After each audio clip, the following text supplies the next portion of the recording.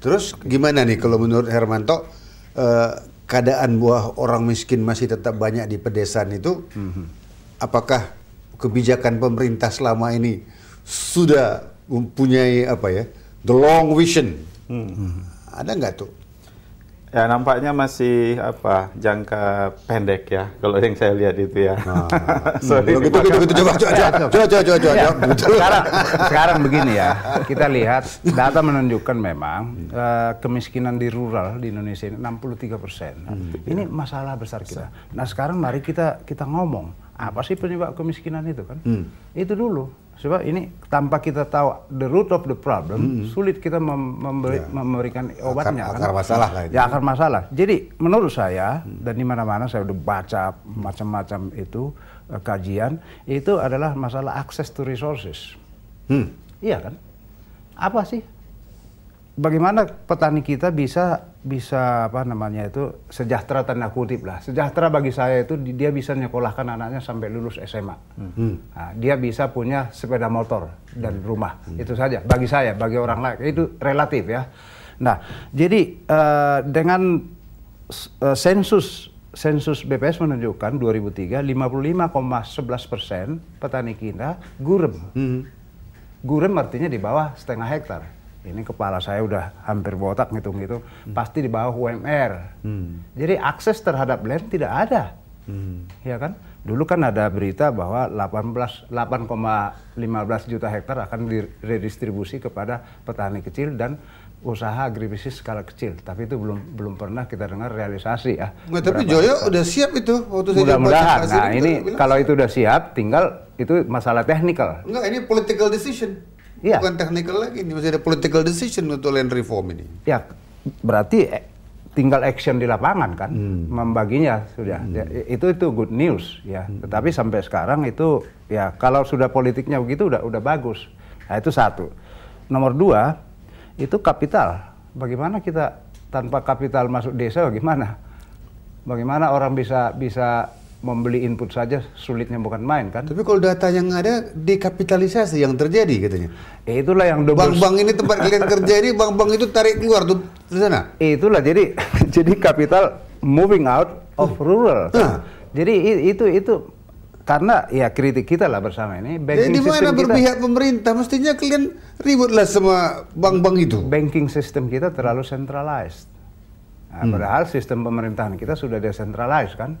Jadi uang dari desa itu dalam satu jam bisa moving ke Jakarta kan. 70% uang di Jakarta. Bang Rakyat itu saya tengok yang dikasihnya pinjaman pada Bakri Land, pada Bosowa Group. Jadi macam mananya itu? Jadi itu kita harus ya saya pikir itu tidak cukup hanya orang-orang yang bergerak di perguruan tinggi pertanian, Kementerian Pertanian itu harus keputusan politik sih. Ya, politisi juga harus betul-betul mendukung itu. Kalau nggak bisa bergerak juga. Nah, bagaimana sumbangsi klien ini untuk satu conditioning supaya orang lebih berpihak? Jadi memang nggak bisa juga kita salahkan perbankan itu. Undang-undang perbankan itu udah bilang prudentiality ya, jadi bahwa dia itu harus prudent gitu. Itu satu. Yang kedua adanya persepsi bahwa pertanian ini berisiko, high risk. Ya konsekuensinya harus diciptakan kegiatan-kegiatan ekonomi pedesaan itu yang memang lukratif gitu, ya prospektif dia secara ekonomi gitu, dan itu bukan tidak memungkinkan gitu, ya kan? Katakanlah saat ini yang banyak kita lakukan, kita produksi masih mentah atau setengah jadi, udah dijual gitu kan? Itu setuju. Nah jadi bagaimana caranya nanti investor itu ya buat pabrik lah gitu ya. Katakanlah daripada kita impor coklat dari Swiss, kenapa nggak kita buat pabriknya di sini? Agroindustri masuk desa. Buat di sini, oke lah, pakai nama dia karena sudah well branded, ya kan? Harganya tinggi kan, gitu kan? Tapi tenaga kerja kita masuk. Nanti dengan demikian kan dengan sendirinya bank itu akan masuk gitu, Pak. Iya, tapi kan ini kalau dibilang berisiko, la ilah. Orang Belanda seluruh negaranya dia bangun atas pertanian kita.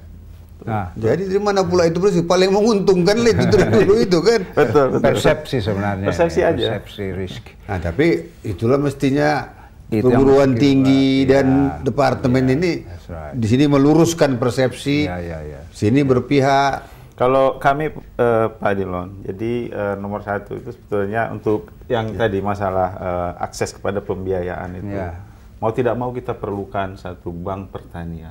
Dulu Bank Rakyat adanya toh. Bank Rakyat itu dulu sangat berpihak. Bank Tani Nelayan dulu namanya itu kan. Tapi tidak cukup seperti itu. Pada akhirnya kan seperti tadi dikatakan ya, jadilah dia sekarang menjadi Bank Rakyat Indonesia kan. Tetapi kenyataannya lebih banyak dananya itu yang tersedot dari desa ke kota.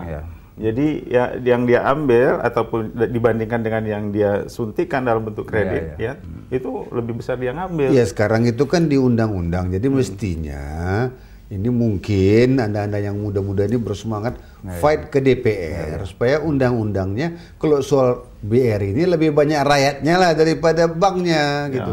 Pemirsa jangan kemana-mana, ini ada pariwaran yang akan lewat, tapi tetaplah bersama kita nanti pada episode berikutnya.